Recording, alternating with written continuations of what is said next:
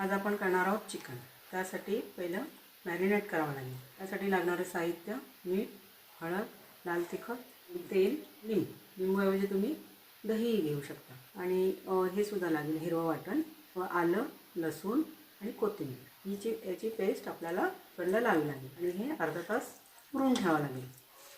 थोडं मीठ, हळद, लाल तिखट, तेल, लिंबू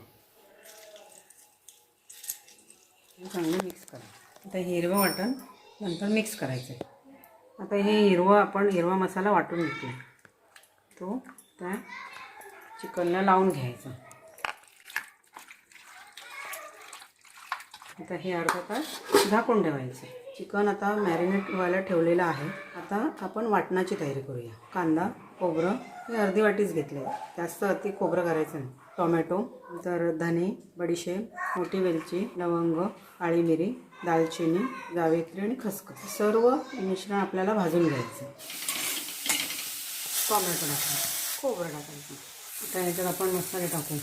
धने, बडीशेप, दालचिनी, जावित्री, वेलची म्हणजे मसाला वेलची, लवंग, काळी मिरी आणि खसखस म्हणजे कोथिंबीर पण टाकायची। हे भाजलेलं वाटून घेऊया।